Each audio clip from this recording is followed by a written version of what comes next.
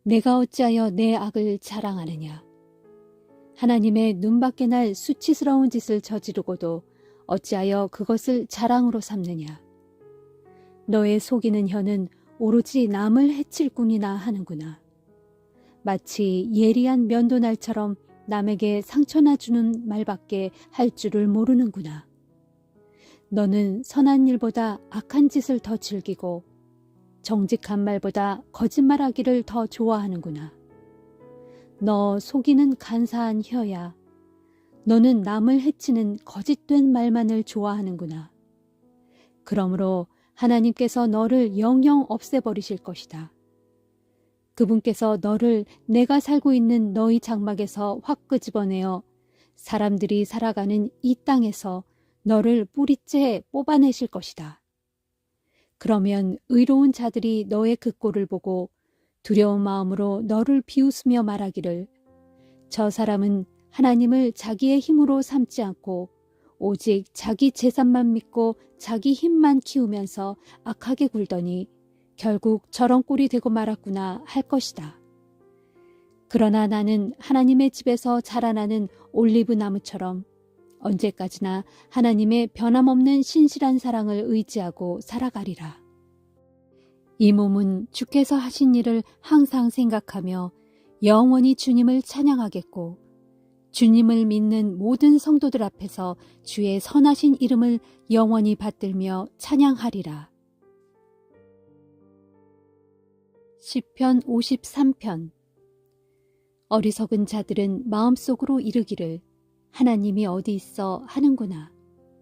그런 자들은 썩을 대로 썩어서 악한 짓만을 일삼으니 선한 일을 하는 사람이라고는 찾아볼 수가 없구나. 하나님께서는 저 하늘에서 땅 위의 사람들을 내려다보시며 혹시나 깨달은 사람이 있는지 혹시나 하나님을 찾는 사람이 있는지 자세히 살펴보신다. 그러나 저마다 등을 돌려 다른 길로 빗나가니 하나같이 틀려먹었구나. 어쩌면 그리도 하나같이 썩었는지 선한 일을 하는 사람은 아무도 없구나. 정말 한 사람도 찾을 수 없구나.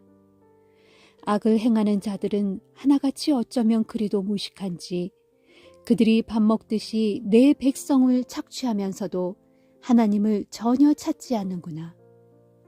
그들이 아무 두려워할 것이 없는데도 무서워 벌벌 떠는 것은 하나님께서 자기 백성을 해친 원수들의 뼈를 부러뜨려 산산이 흩으셨기 때문이도다. 하나님께서 그들을 물리치셨으므로 그들이 수치를 당하는구나. 오 하나님, 시온에서 나오셔서 이스라엘에게 구원을 베풀어 주소서. 하나님께서 자기 백성을 포로된 땅에서 이끌어내시어 그들의 땅으로 되돌려 보내실 때에 야곱은 즐거워하고 이스라엘은 기뻐할 것입니다. 시편 54편. 오 하나님, 주의 이름으로 나를 구원해 주소서. 주의 권세로 이 몸의 올바름을 변호해 주소서. 하나님, 나의 기도를 들어주소서. 내가 입을 열어 주께 아뢰는 소리에 귀를 기울여 주소서. 무법자들이 나를 치려 몰려오고 있고 압제자들이 내 목숨을 노리고 있습니다. 저들은 하나님을 안중에도 두지 않는 난폭한 자들입니다. 그러나 하나님께서는 나를 돕는 분이시고 주님은 나를 든든히 붙들어 주시는 분입니다. 그러니 주께서는 나를 해치려는 저자들의 악행을 저들에게 되돌려 주소서.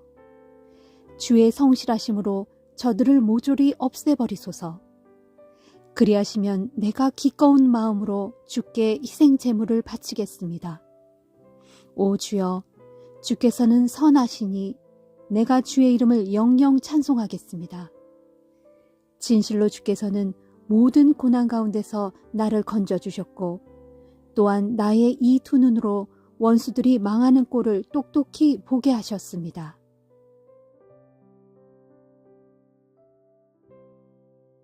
이사야 6장. 유다 왕 우시야가 죽던 해에 나는 높이 들린 보좌에 앉아 계시는 주님을 보았는데 주님의 옷자락이 성전을 가득 채우고 있었다. 그분 위로는 스랍들이 서 있었는데 스랍들은 각자 6날개를 가지고 있었다. 2날개로는 얼굴을 가리고 다른 2날개로는 발을 가리고 나머지 2날개로는 날고 있었다. 스랍들은 서로 화답하면서 큰 소리로 노래를 불렀다. 거룩하시다, 거룩하시다, 거룩하시다. 전능하신 만군의 주여, 그분의 영광이 온 땅에 가득 차 있도다. 우렁차게 외치는 장엄한 그 소리로 인해 성전의 문지방 터가 흔들리고 성전 안은 연기로 가득 찼다. 그때 내가 소리쳤다. 아, 나에게 재앙이 닥쳤구나. 이제 나는 꼼짝없이 죽게 되었구나. 나는 입술이 더러운 사람으로 입술이 더러운 사람들과 어울려 살면서 이렇게 전능하신 만군의 왕이신 주님을 나의 2눈으로 직접 뵙다니. 그러자 스랍들 가운데 한 천사가 제단에서 활활 타고 있는 숯불 한 덩이를 부집게로 집어 그것을 손에 들고 내게로 날아와 그 제단에 활활 핀 숯덩이를 내 입술에 갖다 대면서 말하기를, 보라, 이것이 내 입술에 닿았으니 이제는 내 부정함이 씻어졌고 내 죄가 덮어졌다 하였다. 바로 그때 주님의 음성이 들려왔다. 내가 누구를 보내야 할까? 누가 우리를 위해 갈 것인가? 그래서 내가 주께 대답하였다. 주님, 제가 여기 있습니다. 저를 보내주소서. 그러자 주께서 내게 말씀하셨다. 가라, 너는 가서 이 백성에게 이르기를, 너희가 듣기는 계속 들어도 깨닫지 못하고 보기는 계속 보아도 그 뜻을 알지 못할 것이다 하여라. 너는 이 백성의 마음을 둔하게 하여라. 그들의 귀를 막아 어둡게 하고 그들의 눈을 감겨 못 보게 하여라.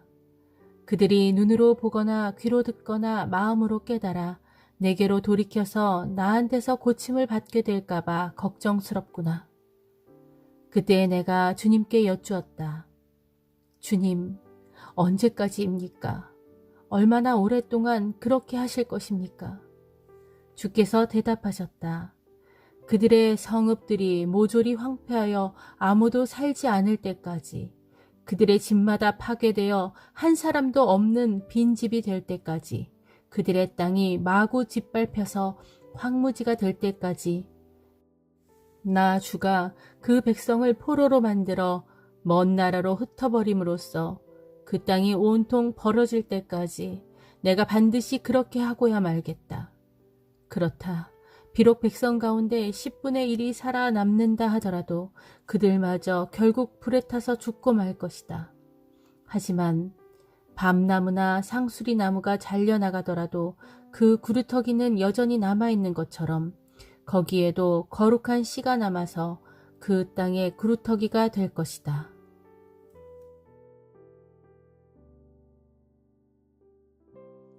히브리서 13장. 여러분, 서로를 형제처럼 사랑하십시오. 나그네 대접하기를 소홀히 하지 마십시오. 어떤 사람들은 평소 나그네를 잘 대접하다가 자신도 모르는 사이에 천사를 대접한 일도 있었습니다. 감옥에 갇혀 있는 자들을 생각하되 여러분도 함께 갇혀 있다는 심정으로 그들을 기억하십시오. 여러분도 몸을 가진 사람들이니 몸으로 고통받는 사람들을 헤아려 주십시오. 모두가 결혼을 귀하게 여기고 부부의 잠자리를 더럽히지 말고 순결하게 유지하십시오. 하나님께서는 음란한 자들과 간음하는 자들을 심판하실 것입니다. 돈을 사랑하여 돈에 얽매이지 말고 지금 갖고 있는 것으로 만족하십시오. 하나님께서는 우리에게 친히 말씀하시기를 내가 결코 너를 떠나지 않을 것이고 너를 버리지 않을 것이다 라고 했습니다. 그러므로 우리는 확신에 차서 담대하게 말할 수 있습니다. 주께서 나를 도와주시니 내가 무엇을 두려워하랴? 사람이 나를 어찌할 수 있으랴? 또 여러분은 하나님의 말씀을 여러분에게 가르쳐준 지도자들을 기억하십시오. 그들이 살다간 삶의 길을 잘 살펴보고 그들의 신앙을 본받도록 하십시오. 예수 그리스도께서는 어제나 오늘이나 내일이나 영원토록 한결같은 분이십니다. 온갖 종류의 요상한 가르침에 마음을 빼앗기는 일이 없도록 특히 주의하십시오. 우리의 마음은 음식 규정을 잘 지킨다고 강해지는 것이 아니라 오직 하나님의 은혜로 강해집니다. 그러므로 음식 규정에 얽매여 사는 사람들은 아무런 유익을 얻을 수 없습니다. 우리에게는 우리의 한 제단이 있는데 옛 율법에 따라 성막에서 일하던 사람들은 우리의 제단 위에 놓인 제물을 먹을 권리가 없습니다. 그들의 제사의식에서 대제사장은 속죄제물로서 짐승의 피를 가지고 지성소 안으로 들어가고 그 짐승의 몸은 진영 밖에서 모두 불태워 버립니다. 이와 같이 예수께서도 자신의 피로써 사람들을 거룩하게 하시려고 성문 밖에서 고난을 당하셨습니다. 그러므로 우리도 기꺼이 진영 밖으로 나아가서 예수께서 몸소 겪으신 그 치욕을 함께 짊어지도록 합시다. 사실 이 세상에는 우리 성도들이 살만한 도성이 없습니다. 그래서 믿는 우리는 장차 올 도성을 간절히 기다리고 있습니다. 그러므로 우리는 예수를 통하여 하나님께 날마다 찬양의 제사를 드립시다. 그렇게 하는 것은 그분의 이름에 감사하며 우리의 신앙을 고백하는 입술의 열매입니다. 그리고 선한 일을 행하는 것과 나누어주는 일을 소홀히 하지 맙시다. 이러한 제사야말로 하나님을 진정 기쁘시게 해드리는 것입니다. 여러분은 여러분을 인도하는 목자들의 말에 순종하고 그들의 권위에 따르도록 하십시오. 그것은 그들이 여러분의 영혼을 위해 마치 자신들이 하나님 앞에서 계산해야 할 사람들인 것처럼 항상 깨어 여러분의 영혼을 지키고 보살피는 사람들이기 때문입니다. 그러므로 여러분들이 최대한 순종하고 협조함으로써 그들로 하여금 기쁨으로 그 일을 행하게 하고 근심하거나 탄식하면서 하지 않도록 해주십시오. 그래야 마지막 심판의 때에 여러분에게 큰 유익이 될 것입니다. 특별히 우리를 위해 기도해 주십시오. 우리는 한 점 거리낌 없는 선한 양심을 갖고서 모든 일에 올바르게 처신하고 있다고 확신합니다. 내가 여러분에게 하루빨리 돌아갈 수 있도록 더욱 열심히 기도해 주시기를 간곡히 부탁드립니다. 영원한 언약의 피를 흘림으로써 모든 양들의 큰 목자가 되신 우리 주 예수 그리스도를 죽은 자 가운데서 다시 살리신 평강의 하나님께서 자신의 거룩한 뜻을 행할 수 있도록 온갖 좋은 것들로 여러분에게 풍성히 공급해 주시기를 간구합니다. 또한 하나님께서 예수 그리스도를 통하여 자신에게 참된 기쁨이 되는 일을 우리 가운데 이루시기를 빕니다. 하나님께 영원토록 영광이 있기를 빕니다. 아멘. 형제들이여, 비록 짧게 편지를 썼지만 부디 지금껏 말한 나의 이 권면들을 마음속에 깊이 받아들이기를 간곡히 부탁드립니다. 우리 형제 디모데가 방금 감옥에서 풀려나왔음을 여러분에게 알려드립니다. 디모데가 조만간 이곳으로 오면 나는 그와 함께 여러분을 만나러 가겠습니다. 여러분의 모든 목자들과 그곳의 모든 신도들에게 문안 인사를 드립니다. 또 이탈리아에서 오신 분들이 여러분에게 안부를 전합니다. 하나님의 은혜가 여러분 모두와 항상 함께 하시기를 빕니다. 아멘.